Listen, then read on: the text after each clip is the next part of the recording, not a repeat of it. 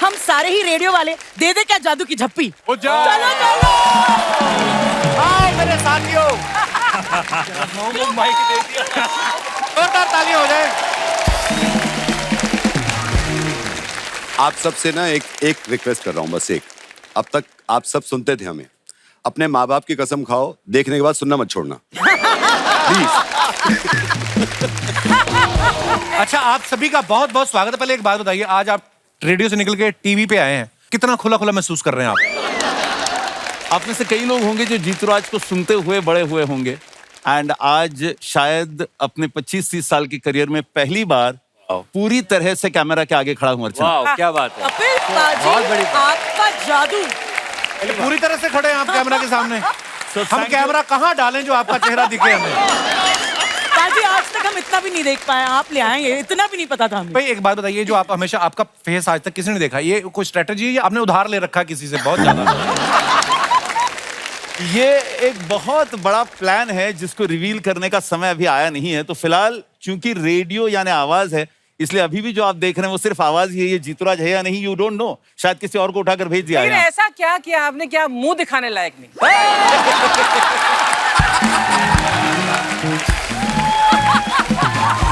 ये जो कपड़ा आपके होठों को टच करता है तो ये आपका पानी नहीं चूस जाता? होठों वाला जो होठ सूखते नहीं आपके?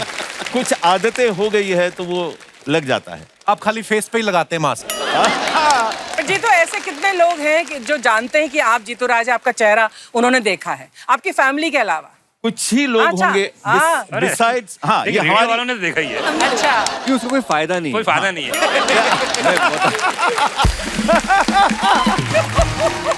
तो मैं इसलिए बता देता हूँ आपको, हाँ। क्योंकि मैं और जीतूराज हम लोग एक ही रेडियो स्टेशन पे काम करते थे, अच्छा, तो ऑब्वियसली मैंने इनको देखा हुआ है। हाँ। लेकिन अगर सड़क पर अगर मुझे मिल जाए और मैं इनको हाय जीतूराज बोल दूं तो ये मुझे पहचानने से इनकार कर देंगे। हाँ, ये भी है, बिकॉज वो दूसरा जीतूराज हो सकता है, ये वाला नहीं। कौन सा वाला है हमें पता नहीं है। And मैं हमेशा इस बात से डरा हुआ रहता हूँ कि जो आवाज लगा रहा है वो दोस्त ही है या कोई और है, क्योंकि ऑफिसेज में अनमोल जैसे लोग जो हमको जानते हैं पर्सनली, वो किसी और नाम से बुलाते हैं। सो नोबडी कॉल्स मी जीतूराज करके कोई बुलाता नहीं है मेरे को। क्या बुलाते हैं? कुछ और नाम है, अलग अलग नाम है। हाँ। वो अंदर की बात है। और बहुत मिस्ट्री है भैया, बहुत। और एक वजह और है शक्ल ना दिखाने की, खास तौर से रेडियो के लोगों को। क्या? मुझे याद है एक बहुत बड़ा फैन था मेरा, क्योंकि रेडियो में दिखता है नहीं, कुछ नहीं दिखता। वो 5 साल से सुन रहा था मुझे। जब उसने मुझे देखा, 5 मिनट देखता रहा और फिर ये बोला, भाई बस ये बता, ये आवाज तुझ में से निकल रही थी। इसलिए बच के रहते हैं हम थोड़ा। जीतू जी, मुंह तो आप किसी को दिखाते नहीं, तो आधार कार्ड पे आपकी फोटो के अंगूठा लगाया है। ठीक है, आपको रेडियो में होना चाहिए कपिल पाजी। वैसे ही सवाल पूछते हैं आड़े टेढ़े, जैसे रेडियो वाले पूछते हैं, हमारे मन में से भोले सवाल आते रहते हैं। आधार कार्ड वालों को भी पता होगा, ये मैंने अभी हिसाब लगाया।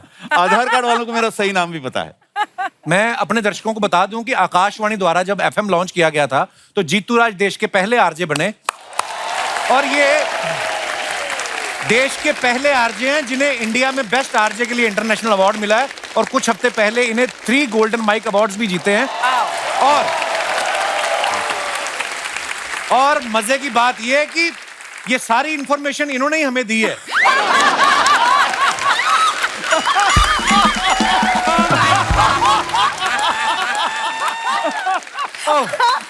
पर ये हमारे लिए फख्र की बात है। हम बड़ा सौभाग्य है हमारा कि आज इतने टैलेंटेड हिंदुस्तान के सुपरस्टार आरजे जो हैं वो आज हमारे शो की शोभा बढ़ा रहे हैं। बहुत बहुत स्वागत है, आइए प्लीज। Thank you. नाविद भाई के बारे में मैं एक बात बताना चाहता हूँ। इनको मैंने पर्सनली बहुत बार बोला है, बहुत सारे इंटरव्यूज में भी बोला है। मैं एक किरदार करता था, राजेश रोड़ा। वो जो किरदार जो वो बेटे मेरे को आपकी वो मुझे लगा के जो आता है, वो मैंने पहली बार नाविद भाई की आवाज सुनी थी। अच्छा। और मुझे इतना पसंद आया वो, इतना मैं लगातार वो प्रैंक सुनता रहा, मेरे दिमाग में वो इतना बैठ गया। मुझे था कि यार, फिर एक दिन कहीं मैंने वो बाथरोब वो देखा पिंक कलर का, मैंने ऐसे खरीद लिया, एक टोपा लगाया, तो वो कैरेक्टर पहले दिन इतना छा गया वो टीवी पे। ये क्रेडिट आपको जाता है नाविद भाई, आपकी वजह से था वो। कपिल भाई, वो एक बार करके दिखाइए ना प्लीज।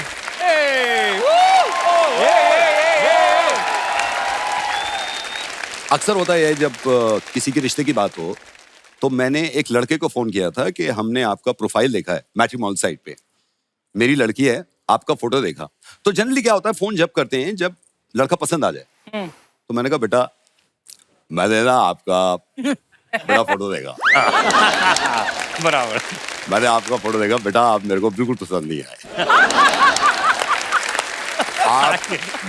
मैं तो कह रहा हूँ, पहले मेरे को लगा मेरे को पसंद नहीं आ रहा शायद।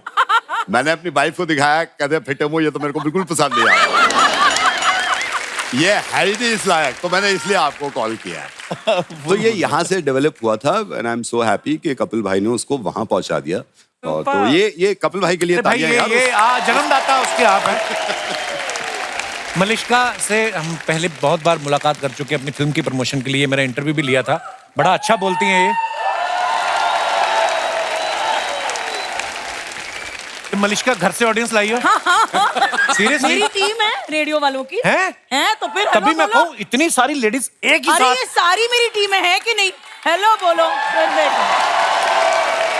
शर्मा जी रेडियो वालों का बहुत दूर दूर तक। मैंने कुछ कहा है देवी जी? Correct. मैं तो यही बोल रहा हूँ, मैं आपकी तारीफ ही कर रहा था कि Correct. मलिश्का आप बोलो इतना ना। अच्छा बोलती हैं। जब मैं इनसे मिला तब मुझे पता चला कि बहुत ज्यादा भी बोलती हैं। आप सब जानते हैं मलिश्का को मॉर्निंग नंबर 1 विद मलिश्का में सुनते हैं। ये मॉर्निंग का सबसे लंबा चलने वाला शो है। गुड मॉर्निंग मुंबई करके जब ये उठाती है सारी मुंबई उठ जाती है। 20 साल से ज्यादा हो गए इनको इस फील्ड में। आपको क्या लगता है और कितने साल काम करना पड़ेगा कि आपकी पेंशन लग जाए? भाई रेडियो वाले ये पेंशन सबके देते लिए, हैं, आप में से किसी को ये मिल रहा है? सवाल सबके लिए वैसे। हाँ, मैं आपको बता दूं कपिल, लेकिन रेडियो एक ऐसी जगह है ना जहाँ पर बहुत सारे लोग जो छूट भी चुके हैं वो बोलते हैं कि वापस आना है। बड़ा कूल माहौल होता है रेडियो का। बड़ा मैं बहुत बार आपके- अमेजिंग अमेजिंग, ऐसे नहीं, बिल्कुल आपके शो की तरह कि क्या होगा पता नहीं है, फिर भी पता है कि क्या होगा।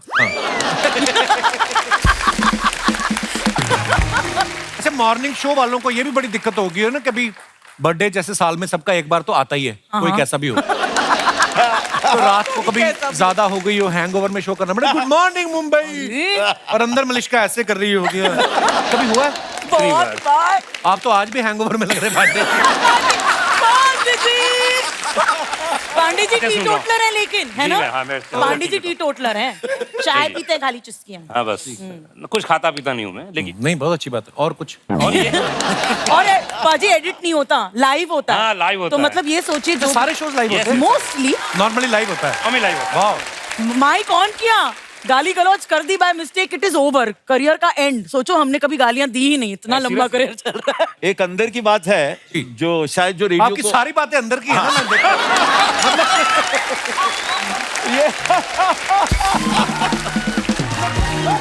कपिल, ये बात खास उन लोगों के लिए है जिन्होंने रेडियो स्टूडियो अंदर से नहीं देखा है कि सब लाइव एज इन लाइव होता है, बट कुछ सेकंड्स होते हैं। अगर आरजे बहुत इंटेलिजेंट हो रेडियो पर शो करने वाला, तो कुछ सेकंड्स होते हैं, अगर मुंह से कुछ बकवास निकल भी गया और वो बटन अगर सही समय पर दबा, किल बटन बोलते हैं उसको, तो वो गलती रेडियो की बाहर नहीं जाएगी।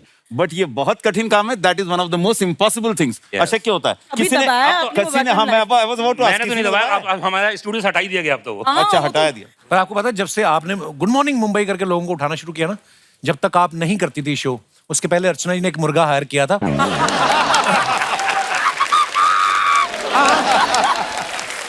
तो ये सहारनपुर से लाई थी, पहले वो गधा था, 4 क्लास पढ़ के मुर्गा बन गया वो। तो वो इनको बांग दे के उठाने आता था। बड़ा प्यारा मुर्गा था, बड़ा ही डाउन टू अर्थ। वो पहले किचन में जाता था, इनके देखता था सब्जियां बनी हुई हैं, देखता था बनी हुई, फिर इनको बांग देता था।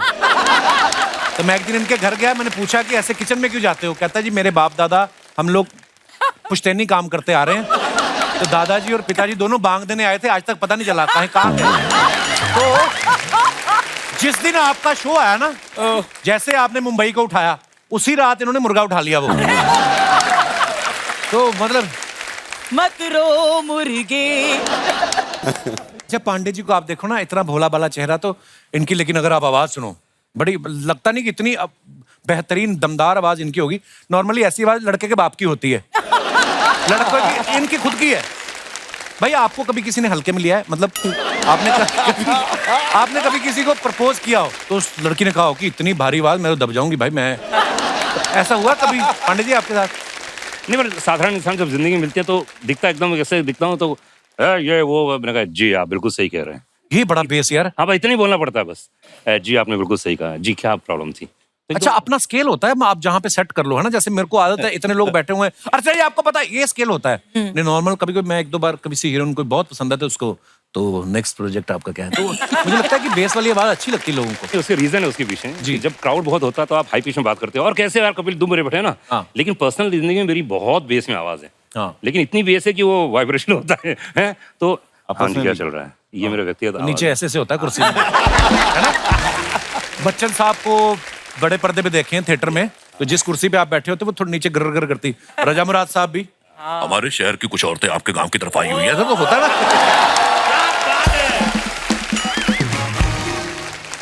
अनुराग भाई का प्रोग्राम जो है पिक्चर पांडे, आप सब सुनते हैं, बड़ा ही बेहतरीन प्रोग्राम है।